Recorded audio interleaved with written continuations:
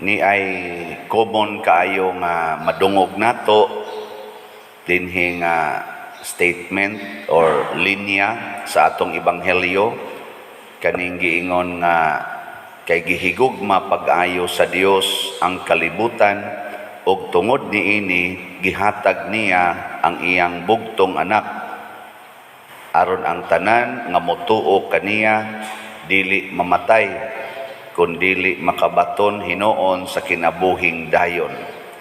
Kay wala ipadala sa Dios ang iyang anak nganhi sa kalibutan aron pagsilot kundili aron pagluwas niini. Nindot kayo no? Ganahan mo? So kini di ay mahigugma, di gyud mo silot kung dili muluwas. Kamong mga ginikanan ug ang inyong anak makasala, latuson o dili, kasab-an o dili. Mo na atong paningkamutan nga maliwatas Ginoo na ay niingon ako, Father, ang Ginoo musilot baya?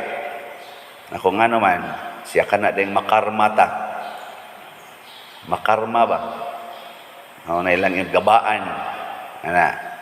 Naku niya, silot din na si Ginoo, nga karma man na. Nganong di man mo silot ang Ginoo? Nga naman, tungod kay ang naa niya gugma, pero doon na siya warning. Ang mutuo maluwas, ang dili mutuo gisilutan na. Muna ikuyaw kayo, dinhi des kalibutan, ang silot de dinhi mao ang atong dili pagtuo sa Ginoo. Silot na siya kung di ta mutuo. Nga naman, matud pa ni diri sa tong ebanghelyo, ang Ginoo mao ang kahayag. Ang pagsupak niya mao ang pagpuyo sa kangitngit. Asyunan kag naakas ngitngit. Silot na eh. Di ba? Kana ato inon mangitngit nga bilangguan. Sa una ngitngit man tong bilangguan kay ini kagabi wa may suga. Ngitngit kayo. Pero karon ang atong bilangguan social naman kayo na naman gani smart TV. Magkakita naman guys sila dito mga wali nako dito sa bilangguan, lanog-lanog masad. Ato lang i-shout out ang atong mga binilanggo, no? Regards niyo diha, Happy Easter mga binilanggo. Nahingan ako, Father, i-shout out me. Pilion lang nako ang sektor pabilanggo o sa mo, ako mong i-shout out. Okay, 5 gugo katuig diha sa bilangguan. Gahapon dito na sa prisuhan sa Liloan. So nag-increase sila karon Sa una 330 rato ang babae ug lalaki, tipo na. Diha patoy pagsugod nako diha 310. Karon hapit na mo sobra na 440 na. Kuan kusog ang ilarong hiring. Kusog ang hiring dito. So basig kamo ganahan mo mga apply. Intaw, nagbanday-banday na sa ilang mga kuan dito, ilang mga igdaanan. Nganong naabot man sila dito sa prisuhan? Tungod kay wa magsunod sa sugo sa Ginoo, ni supak ba? Ang Ginoo ba'y naghatod nila dito? Mo'y nagsilot? Dili oy. Sige intaw, pangandoy pa dir, iampo intawon ming makalaya na mi dire. Naku nganong nanood man sad mo diha? Mao na di ay musilot ang Ginoo kay ngano man ang atong pagsalikway sa iyang sugo kana silot na kay wa nato sunda ang kahayag, ang kagawasan, gisunod nato ang sala mao may kangitngit, ang sala mao may musilot nato, dili ang Ginoo. Mao ginitiman iha. Diri gani sa atong kuan, diri sa atong unang pagbasa, misunod man ang mga apostoles. Nagsunod man gyud Ginoo. Gisilutan sila sa mga pangulong pari nga dunay sala. Unsa may ilang sala? Jealousy. Nasina pag-ayo ang mga pangulong pari. Pari ha? Pangulong pari. Usbon gini nako kay ang mga masinahon day kayo sa unang panahon ang mga pari. Ang buta karon masinahon pa bang mga pari karon sa inyong paminaw masinahon dili? Kusga. Sige ron. Na ang kasina ilang gidakop ang mga apostoles gipriso gipagwardyahan. Oy, ang silot sa kalibutan dili silot para sa Ginoo. Giadto lag anghel ngadto sa bilangguan, wa ablihi ang pultahan. Gipagawas ang mga apostoles, gipabalik ngadto sa templo, nagyaw-yaw na sa didto sa templo. Motong pagkabuntag ilan na untang kuhaon kay paatubango na sa mga labawng hukmanan. Sa kinsa pay paatubangon nga ang mga gwardiya tisar kayong gabantay, wa gyud mamilok kay di gyud pagawason nya sirado ang pultahan pagsuod wa na ditoy apostoles gikuha sa anghel. So ang silot sa kalibutan basta nagsunod tas Ginoo dili silot kung dili success. Ang sama ng success, ma-experience nato ang gahom sa Ginoo. Ma-experience nato ang milagro sa Ginoo. Muna, dinhes kalibutan, ug magsunod lang tas Ginoo, wa gyoy silot. Way kasubo, way kahadlok, way kabalaka, wala ka nang hahanapin pa. Kamo, nagsunod gyud mo sa Ginoo o mosupak sad? Saman, nagsunod o mosupak? Pangutan-an na imong tupad. Ina gusto kang silutan? Ina gusto ka silutan? Sayon ra kayo, gusto kang silutan? Supak ka ang Ginoo? Ako, gusto kong silutan, supako na kong Ginoo. Ako lang, hilabta ng Madrid. Wala, silot na. Di ba? Kana bang unsay balaod sa Ginoo nga angay sundon sa estado sa imong kinabuhi karon. Ug di na nimo puy-an, silot na para nimo. Para gud anang bana, mga bit. Ang silot sa banang mga bit, unsa man? Gubot, hasol ang iyang kasing-kasing. Kay kahibaw man gyud siya nga kun mahibaw-an sa siyang asawa, gubot man gyud. Wa bayay taong gusto gubot. Wa oy. Kamo gusto dai mo sa inyong balay nga magkagubot? Di oy, bisag ka nang nangabit, bisag ka nang nanuyop, tan-awa na mga manuyopay. Awa, hibaw man gyud sila masakpan ko ani tiklo gyud ko. Mao na mura sila paranoid, magsige na sila paniid. Wa ka tayo bawi ani, wa ka tayo bawi ani. Ana, way ko diha, way asit diha. Way, nan kay ni, safety kay ni.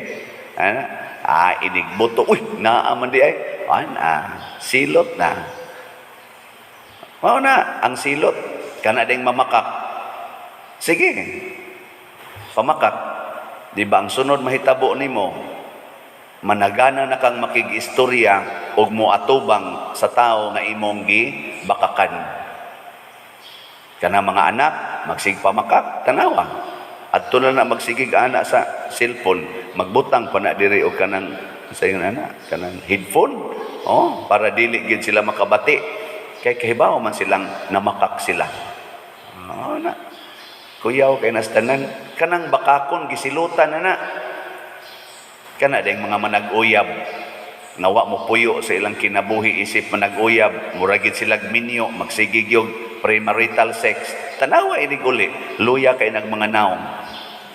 Ngano man gisilutan na.